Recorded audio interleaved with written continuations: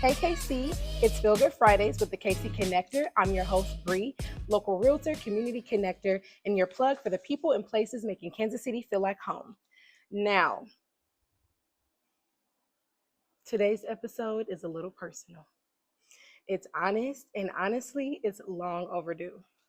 So today we're talking about Black women in the workforce. Not just the wins we post on LinkedIn, but the realities that often get minimized, dismissed, or ignored altogether. In 2025 alone, over 300,000 Black women were forced out of the workforce through layoffs, toxic environments, lack of advancement, or being pushed out quietly. And I was one of them. And I want to pause there because when we talk about workforce statistics, we often forget that behind every number is a real woman, a real family, real bills, real dreams, and real grief.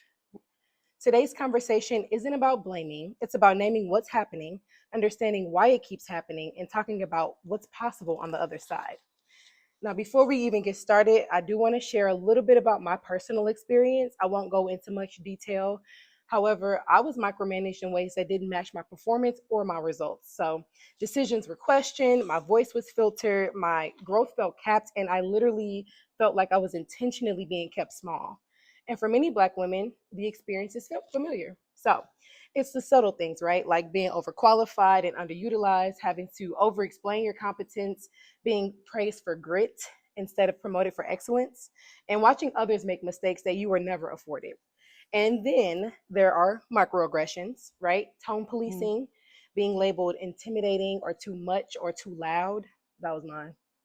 Being excluded from rooms where decisions are made and having your ideas acknowledged only after someone else repeated them. And over time, that weight adds up, right? Eventually, many of us are left with two choices. You either shrink to survive or you leave to save yourself, right? And I had to leave. Now, which brings me to my guest today, someone who understands both sides of this conversation very deeply. Sheena Watkins is the founder of Elevate Advisory Group, and she brings lived experience from both education and financial sectors, right? So Mm. she's navigated corporate spaces, leadership roles, and now entrepreneurship. And she's built something of her own with intention and purpose. So thank you so much for being here today. Before we even get started, Sheena, and talking about the work that you do, can you share a little bit about you, who you are, like your history, your journey, and particularly your experience as a Black woman working in the education and financial spaces? Absolutely. And thank you for having me. I Of appreciate it. course. So, as Brianna said, I've worked in the financial sector, actually, telecom, education, nonprofits, for profits, and I've had a similar experience. Okay. So, I want to share kind of the opposite side of that experience where you are actually overutilized and underpaid. Mm, And so, that's a good one. yeah, so that was actually a lot of my experience. Okay. And in that being overutilized, um, when the promotion came up, when the pay raise came up, there was always a reason Mm-hmm. why I wasn't ready for that. But I would be ready for, in one case, That's running a actually, third of the country of the company. yeah. But I wasn't ready for the actual title, just the responsibility, which actually Mm. makes no sense. I feel like that's a Mm. really good point because I Yeah. remember as I was exiting the company that I was working for, my responsibilities actually did get heavier, like that of someone that's more tenured or even chief level, you know what I Mhm. mean? And then I was like confused because I'm like, my pay isn't getting any, like to your Yeah. point, higher, but I'm doing the work of my superior. Yeah. Like, why do you feel like, let's break that down because I do understand the discrepancies with Black women anyway in the pay in the workplace, but Mhm. like, why is it so prominent? Like, why is that so regular for people to just assume and put the workload onto Black women, and then we just are supposed to take it? Is it us just not knowing any better, or is it really them taking advantage? I'm confused. I mean, I think it's a combination, right? I think there's a method and it's effective. And Mm, that method is okay, so Black women throughout history have been considered to be strong, and we actually have held things down in a way. that others haven't. I We're mean, resilient, as people like to yes, say. Black women are resilient, Hmm. and we're also some of the most educated people right Mm. now in Ooh, the country. no, for real. Um, and I think that can be scary, Hmm. right, for people who have been used to being at the top, Right. used to being able to do, not so much, Mm. or even like do their best and then come and then they see someone come in and do better. Hmm. I think there's a fear of loss there. I think that's one thing. I also think that we go into these situations hardworking, wanting to do what's right and wanting these positions because we've never had them, and so we're hungry. Mm. And they see that hunger and they appreciate it. They actually love it the entire time Yeah. until it's time to reward it with something besides a thank you. So you Leadership would, still has a look, yeah, and it's not Black women. black Mm. and female. You can be one, but you combine the two and you have a problem. But you would think, as progressive as we have been up until this point, I think, why is it that we can't? Why is it that that look of leadership can't be us? Who who said we were progressive? This way. That's so interesting. Mm. I Why? guess in a way we Because aren't, huh? Because like women in general have just now got the rights of like yeah, that. Yeah, we're not progressive, and actually, like currently, our rights are being taken away every day. every day. Yeah. So, So what I does the mean, with future look like for Black women in the workplace moving forward? Like a lot of us are now entrepreneurs. We are being forced into entrepreneurship. What does that look like for our future? But now, what does it look like for the workforce? Because to your point, we are the most educated that we've ever been right now, right? So you would yeah, think that they would take advantage of that and put us in spaces where we can help their organization elevate and grow. Why would they want to push that person out to become now their competition? yeah. Well, okay, so I want to go. So, in order to answer that question, so I want to go back to one other thing, and that's also like the fear of loss, fear of control, and those other things. But also, like Black women are coming in at a time, and we really are innovative. So we're coming in, and we're working with some of the remaining boomers Mm. and some of the older millennials, and the way we do things because of our cultural background and just we come from different experiences. We're coming in with a different style of communication and a different style of dress, a different and different ideas, which is great, Mm-hmm. right? That's what you want in companies, but it is still scary. Mm. And so that Change. is it. Yeah, it's the fear of change and It's what comes along with that, right? Um, so I mean, I think there's something to that, and that doesn't mean that we shrink.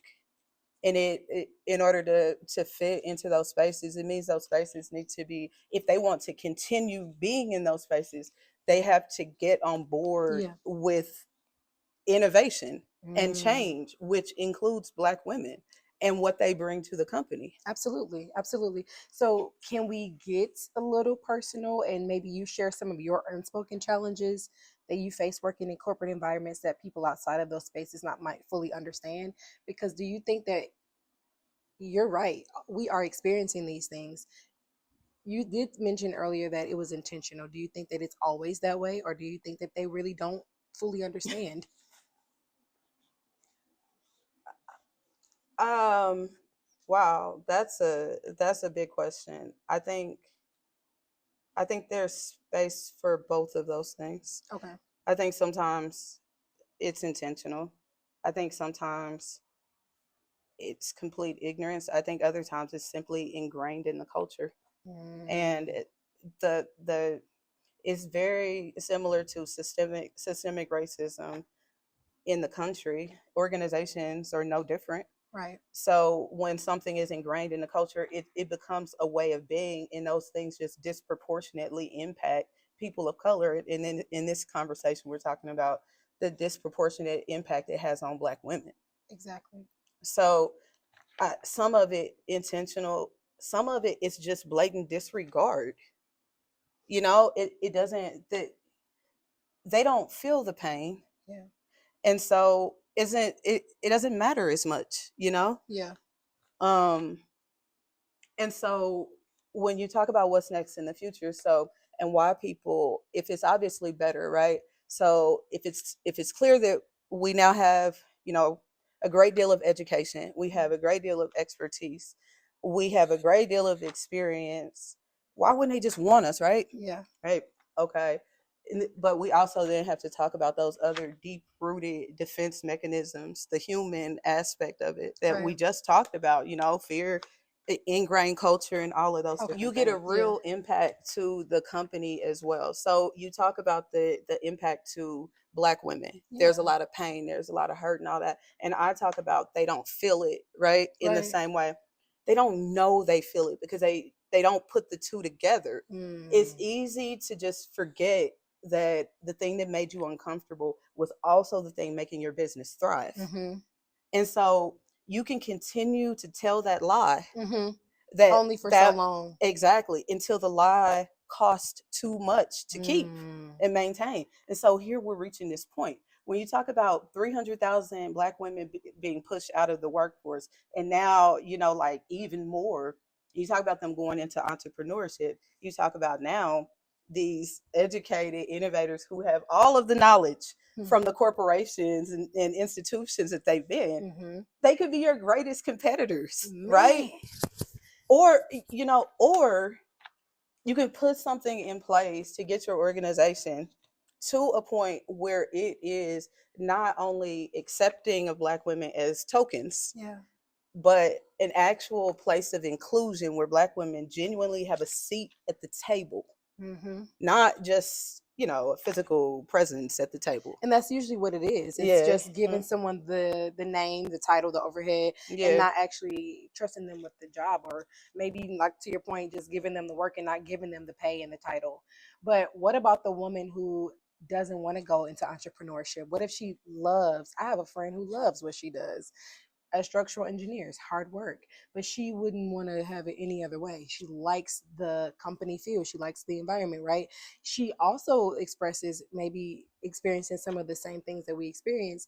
How in the workplace, like what can those women who are in those spaces now, what can they do? They don't want to be forced out of the workplace. They don't want to be an entrepreneur. What are they supposed to just take it? No. Okay. So Or what can we say what to these can they do? corporations Correct. that Yeah. What can, can they do? because really it's not up to us to change it. It really starts from the head.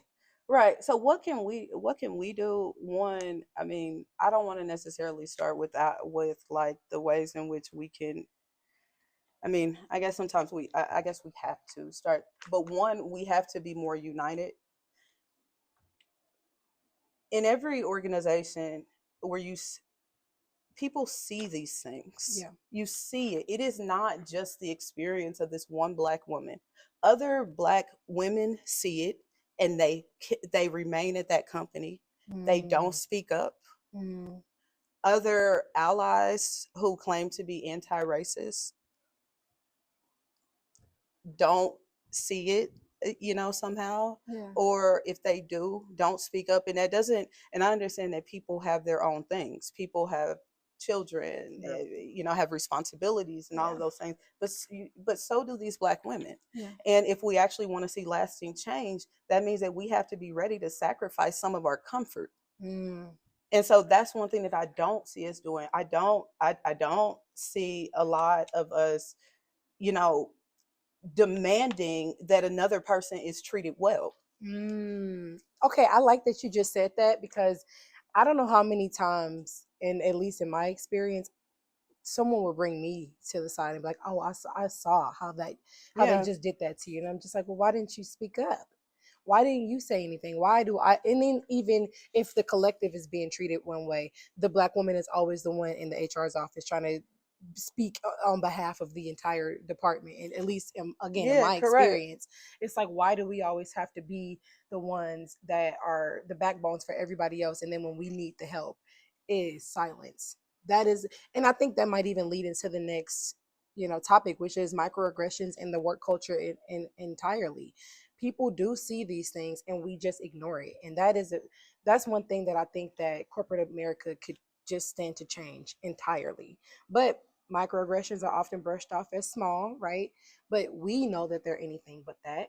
And what are some of the microaggressions that maybe you experienced, and how did they impact your confidence, like your leadership, sense of belonging over time? Because for me, I know I start feeling like I'm minimized. I don't feel like my work means anything. Like, you know what I mean? Not okay. Yeah. Nah. Okay. So I think the most insulting thing that I continue to get is that somehow they think I'm cheating. Mm. Like, there's no possible way You could be smart. that you right. There's no possible way you can get these results. You're not using the approach Yeah. that We is right taught here you. that Yeah. that we're teaching here, Hmm. that we think you should be using, that has worked or obviously not worked if I'm here Yeah. in the past. You're using it. It's Obviously. unconventional. What are you doing? Hmm. And I think that and it's not a what are you doing in terms of curiosity. It's like accusatory. It's um, and I think that is the thing. I think That is. that's a microaggression for me. It is also, Mm. I have a big presence. It works for me. It works extremely well for the type of work I do. Hmm. But I'm not aggressive. I Mm. am simply not aggressive. I'm assertive. Yeah. I have a strong voice and a You aren't strong aggressive. Like, presence. yeah, no, that's funny. And Yes. why is it though? Like, cause it's almost like non-black women can be sassy. It's kind of sexy when they are, Yeah. but when we show up and we actually, like, God forbid, put our foot down, and it could be in the most mild voice, but we like you said, we are assertive and we Yeah. are direct. Then you don't have to be so abrasive, Brianna. Like that, I get that a lot, and it's like just Right. because I want to be treated fairly like everybody else, and that is my biggest kind of microaggression. Right. So I used to think that a part of that was just we're from a different culture, Hmm. and like they're just not used to this hard of Yeah. type thing, and maybe it's some of that too, but also it is what you said, it's tone policing. And so Mm. it is one of those things when you are in a space where I have just proved you wrong, or I've done something better, I've held you accountable, I've done whatever that is, All of a sudden, my tone is off. mm, you don't have to be Okay. so loud. Yeah, my tone is off. Okay. And then the institutions, which is kind of where Elevate comes in, the institution allows it and Mm. continues to allow it um, to That's happen true. time over in time and time. And every Black woman can't be aggressive in the workplace. We can't all just, I mean, come on now. Across the country, across the Everybody. street. It's always that. I just feel like TV and media doesn't do a good job of depicting us, also. But yeah, I can't actually recall any one black woman that I've ever worked with that has ever yelled or acted outside of professionalism. But I can remember a white man. I Mm, can remember a white woman. I can remember these things. I can remember, Asian women. Like, I have never seen a black woman for real come up into a place and, like, the way that we should, in yeah. my opinion, or the way that we could. Oh no, I've never seen that. But I don't appreciate when they do. Oh, you're being really aggressive, or like, oh, like, calm down. Like, I'm like, dang, I can be passionate, but that doesn't mean I'm aggressive. You know what I mean? Yeah. So yeah, just It's another. a weapon. It is. It is a weapon. It is weaponizing discomfort. Oh my gosh. And Oh my gosh. corporations allow that weapon every single time they allow that HR report without actually investigating, actually questioning. and actually determining, is it accountability that feels super uncomfortable, or is it true aggression that is scary, right? Mm, And the thing is, again, it goes back to that cost, right? You don't have to think about it if it doesn't cost you anything. yeah. It might be uncomfortable in the moment while you're dealing with this situation, but actually, though, it has a real risk to the company. Yeah. And that is one, it disrupts your pipeline. You Hmm. now have a vacant seat that Yep. you have to fill. Yep. You are going to lose that institutional knowledge. Yep. You're also going to lose all the knowledge from all of the other organizations Hmm. where she had some experience. Man. You know, you're going to lose that. It costs money to hire. Yep. So you have to find someone. In the interim, what are you going to do? Yeah. You know, if she leaves? Yep. And then there's the talent. There's simply the talent that she brought to the organization that helped the organization thrive. Now, who fills that void? Was there a moment where you realized corporate wasn't going to give you the freedom, respect, or alignment you were looking for? And then what happened in that season? Like, when was it that you were like, all right, now it's like I need to start preparing for my exit? I think I realized it years ago. I was just in denial and thinking that if I found the right organization, that I would Mm. have the freedom, I would have the autonomy. I just needed the right place. Mhm. It's systemic.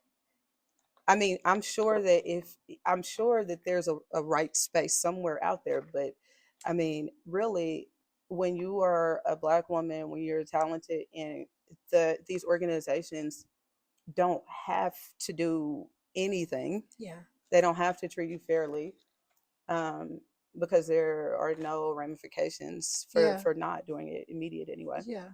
And there's no financial incentive. There's no apparent financial incentive because Yeah. there is financial incentive. It is. Um, then this is what you get. You know? Mm. Yeah. So, do you feel like maybe it's time that we step into like backing each other up? Like, what's the future of your business? Are you now going to be that space where you're employing other Black women? Like, it seems like you say it's a systemic problem. So, are we now, should we be put in position to start creating Oh, together? absolutely. We Like, should. what would that look like? I think it would be dope. I mean, I think it would be I too. think it will be dope. We do need to come together, and I mean, 300,000 Black women. I'm sure we could do something, Yeah. right? All of this talent out here, we could do something, and we could be the competitors. Yeah. Another thing that Elevate does specifically, though, is even though it doesn't. This sounds like DEI work. What we're talking about. I am not a DEI rep. Okay. Okay, and so that is not what I do. What I do is I go into organizations, I diagnose issues, I help them get to their next level. Okay. That next level might be expansion. It might mean that they need to integrate a new operational system, or they just need some cohesion between their operations, finance, HR. Right. In order to do that, we need to tackle that human element. Yeah. And one of those things, if you're going to have cohesion, you're going to have a good operations department, good finance department, good HR department, you need diversity. Mm. And so when I go into these organizations and I see that it's entirely white or Where's the entirely perspective, male, guys? Yeah. Yeah. what Yeah. the company, I mean, the perspective couldn't be there. There's no Exactly. way. Exactly. Exactly. So statistically, it just that means there's something there. And even though I'm not a DEI person, I contract with people who can come in as a DEI consultant to help. Okay. So that's I love that. And now with all these entrepreneurs on the loose, it seems like you're gonna have your hands full because yes, seriously. I'm just saying, seriously. like for real, because it's hard to run a business, and when you are only looking at it from one lens, you don't have much perspective. And so I like that you said Yep. every organization, yes, absolutely needs diversity. It absolutely needs someone of a different background that has different lived experiences that can, help Yeah. push that mission forward. But you will not have all the answers. Like, you need to lean into people who have leverage and experience in other areas, expertise in other areas. And I think, yeah, I don't understand why they would. I really am confused. I would like to research more into Yeah. that. Like, what was the reasoning behind the layoffs? What was it? I really don't get it. I mean, it's like a combination of layoffs. It's like it is Also, people literally, leaving because they don't feel like welcomed. yeah. I mean, Or because it can be really uncomfortable. And when I say uncomfortable, I'm talking about legitimate bullying. I'm yes, talking this isn't just, this is not giving you the resources for your job because and still forcing you to meet a deadline. yeah, It's not, it is paying you very little. You have, which means that you have to be more present in your family life because you can't you don't have a nanny. yeah, So absolutely, you get absolutely. and so you have to be more Ugh, present, but the workload that is allowing you to even keep a roof over your head, yeah, you know is so hefty. It just makes it so hard. So the experience is rough, but here's one highlight though, right? okay, um Through that process, through me working at so many different organizations, I learned so much. Um about finance, HR, operations, people, and business in a way that I would never have been able to do that. And it is mm, across so many different fields. And absolutely, because of those experiences, I can now go into any company and make change, yeah, lasting change. yeah. I'm hiring her for my company because I need So it. so it's No, not I all love bad, that. ladies. I It's not love all it. bad. It's not all It's bad. not all bad. And with people like Sheena out here helping organizations grow, you really can rest assured, baby, your organization gonna be off the charts in no time. So, but let's kind of switch gears a little bit from corporate into entrepreneurship because that's a different beast, right? What is the difference? Like, let's talk about how it impacts the corporate world altogether. Is not only disservicing Black women but the organization. That's how we talked about that, right? But from your perspective, what fundamentally shifts when you go from working in corporate to working for yourself, and then especially as a Black woman? It is the first time I've ever felt free. Right. That Oh my is, God. I didn't even know For I real. wasn't free. No, like, for I didn't even real. know I wasn't I free. got, like, my life. I can control my schedule. Like, there's no, you're right. You're absolutely, the Yeah, mental freedom and just like the actual physical freedom that you get. You're not, to me, I wasn't restricted anymore to someone else's time, someone else's yeah, mission and goal. I can do the things that because in my reality, I think I do work more as an entrepreneur than I did, my 9 to 5. But yeah, it's work that is pushing my needle forward and my legacy, and work that I enjoy doing. And I don't have to answer to anybody but myself. And I can do intentional work that means something. And I know that everybody in my organization got my back. You know what I'm saying? Because it's me. yeah. But what about you? No, I mean, I I think I definitely appreciate the freedom. I think it's tough because that also means I don't have anybody to blame but myself. Right? Facts. There's no. That's what Oprah said. She was like, Yeah, I mean, I'm it. That's yeah, it. That's essentially, if I it. make it, I make it. If I don't, I can't blame nobody but Yeah. me. But definitely different obstacles that weren't just put there so you couldn't succeed. Yeah, It's like legitimate things. But the good thing is, through those different experiences and fighting through those experiences, I am now able to navigate these new challenges with joy, yeah. because honestly, I'm not betraying myself every day Oh my by God, going that there. is a word. It, you know, giving all of my time and energy and That I everything. don't even want to give to y'all. Like, I'm No, that I should be depleting giving to me myself. for you. Yeah, I'm putting more into you than I'm putting into myself. That is insane. And I'm so happy that you said that because, yeah, I couldn't have said it better myself. That is exactly how I felt like I Yeah. was literally depleting myself every single day. And I know a lot of people who do. I sit here and witness so many of my friends tirelessly working, killing themselves for a damn, excuse my language, but a job. Yeah. You can die tomorrow. And I always say this, they will replace you tomorrow. They will have your position on LinkedIn or Indeed or somewhere the next day. You will be a memory. It will That's not, the heartbreaking part though, it's so right? heartbreaking. Because you really do put all of your And time you into think it's this. meaningful. Yes, because it feels meaningful to you. And here the part that I think is so hurtful is like, to a certain degree they make you think they care about you at first. Ugh. Until it's you or them. And they're going to choose them every time. Yeah. And Yeah. so I had to choose me. I'm for real. Yeah. And I wish more people would bet on themselves. And it doesn't have to be entrepreneurship. It could literally mean you just leaving some place that didn't serve you and going to another one that does, even if it is another 9 to 5 or corporate space. Well, that's what I was gonna say. Like, I mean, I would love for all of us to be entrepreneurs. But everybody ain't meant to be entrepreneurs. It Exactly. is You a know, there's different world. yes, and that's okay. Yeah. Both things are respectable. That's what makes me feel free. For somebody else, It's it would scary. be anxiety provoking. It's They never get scary. anything done. Yeah, You because know, they're like, like where it my would be. money coming from? Where is Yeah, that? where is Whereas it? as an entrepreneur, you just know you trusted God and the universe. Yeah, And you you just know. know another deal's gonna come, another client is gonna be here. I don't know. You just really don't know. And then you get that call, you're And like, then it rent just paid next happens. month. Cool. No, just It just happens. it just You know. happens. That is amazing. I love that. Well, But for those spaces, it's yeah. for those women that desire to be in the corporate space, like your friend that you mentioned. Yeah. I think the answer really is getting into these corporations and showing the value of these Black women. I'm sure if you ran off your friend's credentials, the projects that Baby, she she's is a worked on, boss. you know, they don't want to lose her. They don't.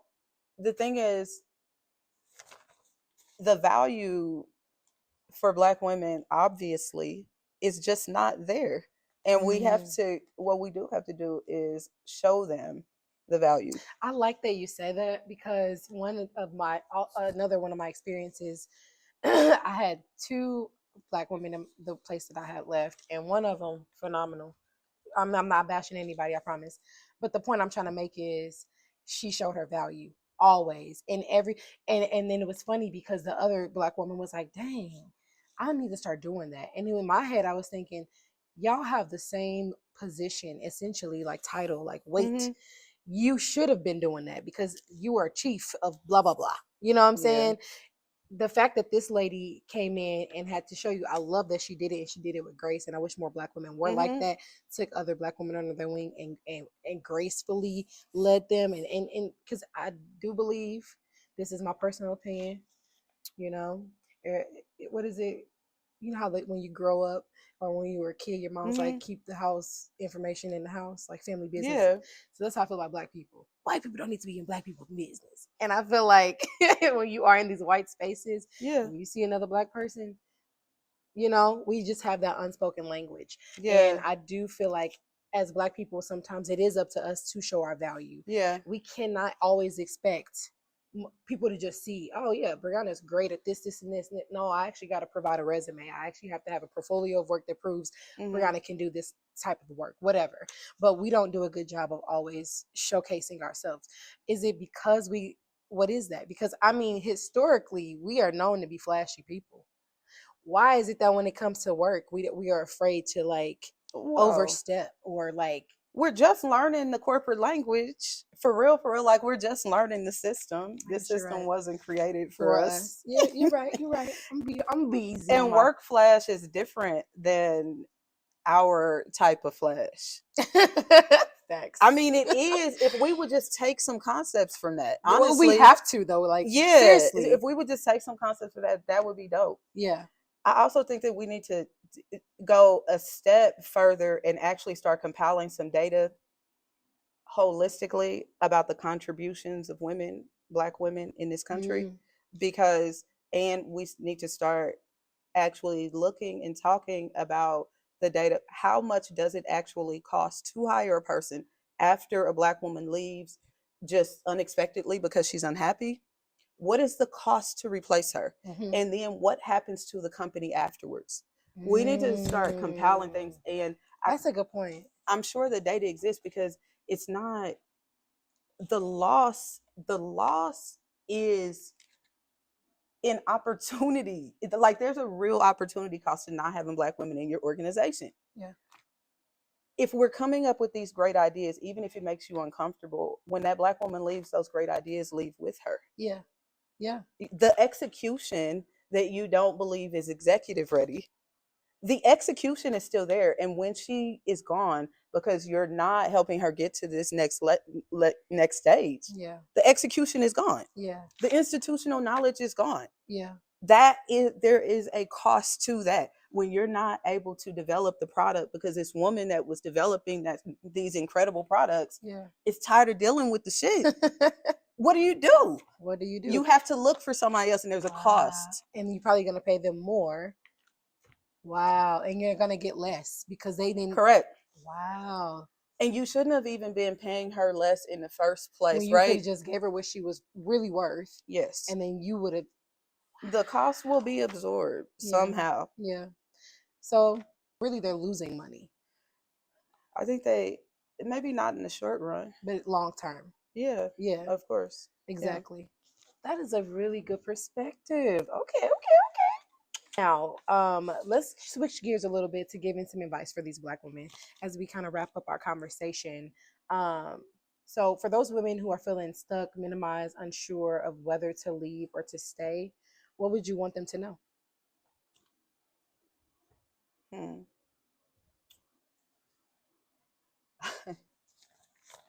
Okay. I would actually ask, I don't know, I would challenge that. Okay. The women who like don't know what they should do. 1 foot in, 1 foot out. Yeah. I mean, that was I that was think- me like 3-4 months ago. That was me. Yeah, right. And then Or I did was- you just not know how to make a plan to get out, but you knew you should get out? I knew I should get out, and I was essentially planning my escape, but I really felt like I was stuck because I was someone that was new to momhood. Like I was like, I got this little baby that I gotta feed, and so I really was like scared a little bit.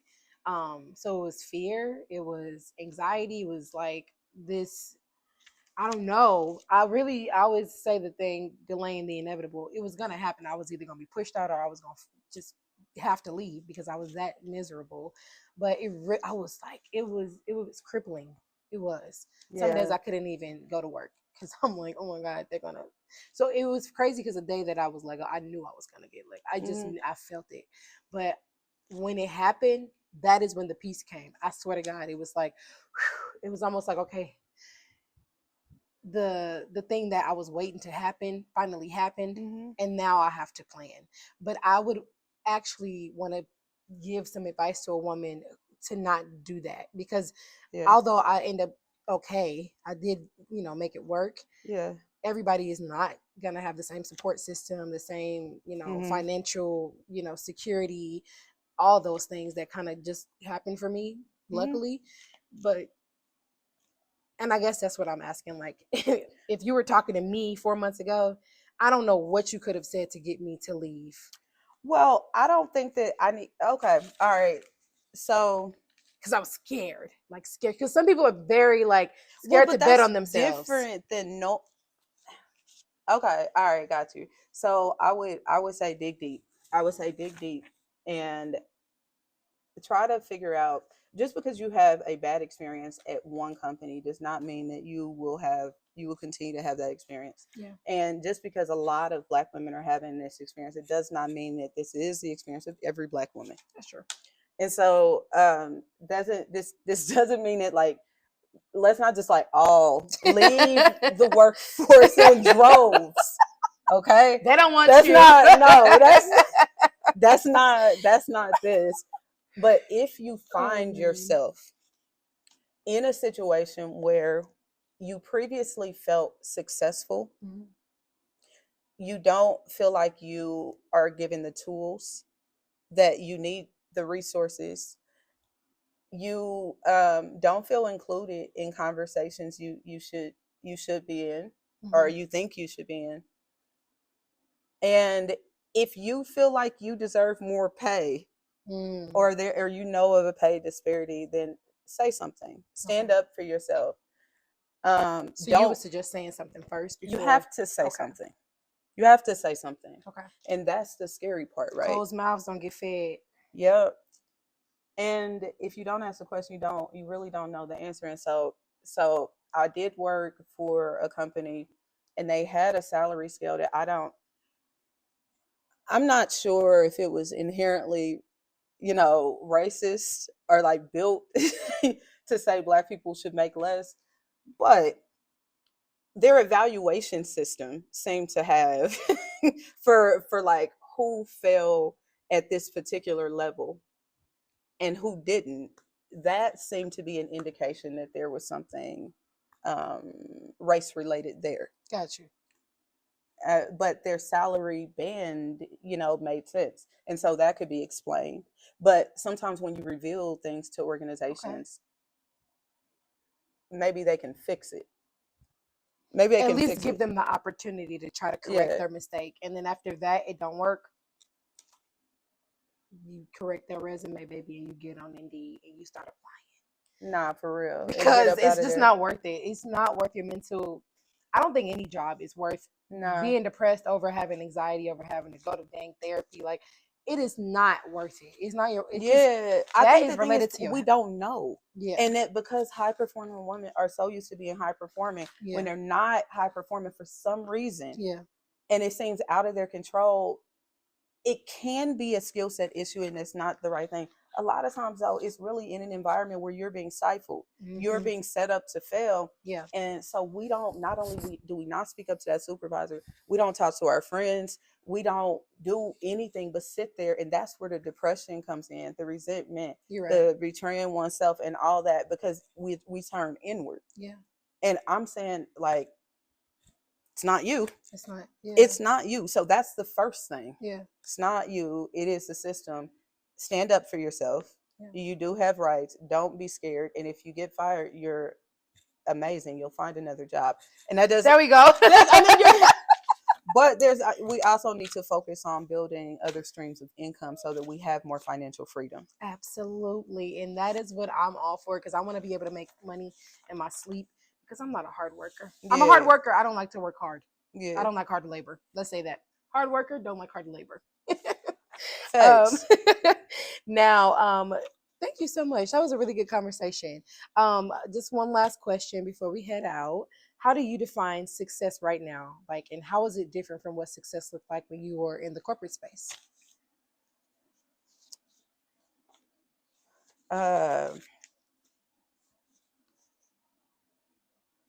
In the corporate space, I think I just kind of wanted to be the best. Same. I just wanted Better to be than the everybody. best. Yes. Yeah. In this, I mean, I still want to be great. Yeah. But I think I'm more grounded in making a difference. Mm.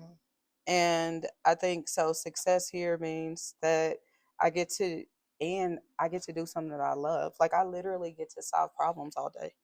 She's a nerd, and I she get really to- loves numbers and solving problems. And I get to do that all day. And that means that I get to learn stuff nonstop. I mean, this is literally my dream job. So, I mean, success right now, that's what that looks like. I love that. In the future, it looks like expansion and being able to help the mission aligned organizations that are doing great things. Okay. Mm. How can we support your business? I mean, throw me some contracts. What's up? No. Where can we find you? Where can we find you? You can find me at elevatesmart.net. You can also find me on LinkedIn. We love LinkedIn, and I want to leave with this, okay? Leave us with this. Being forced out of the workforce doesn't mean we necessarily failed. Sometimes it means that the system failed us. And as Black people know all too well what it feels like, because we have experienced it for literally decades. And while the loss can be painful, identity, income, routine, it can also be a redirection, one that leads to ownership, alignment, and purpose, which is what we talked a lot about today. And to every Black woman listening who has ever felt invisible, overworked, or undervalued, you are not imagining it. You are not alone. and your brilliance does not need permission. Sheena, thank you so much for your insight and your honesty, your work, your leadership, and hopefully you can come back and see us here, right? To our listeners, thank you for holding space for this conversation. And to the host of our venue, the venue, it is a Black owned, because we are still in, Black History Month. So this is a Black owned establishment. Tish and Nate Wright actually are the owners. So if you have a wedding, a party, an event, or even if you want to come here and shoot some awesome content in their dope space, I will highly encourage you to do so. They're on Facebook. You can check out their website. They are amazing, and we definitely are huge supporters of this beautiful couple. So we appreciate you both. We appreciate the viewers, and have a great day on purpose.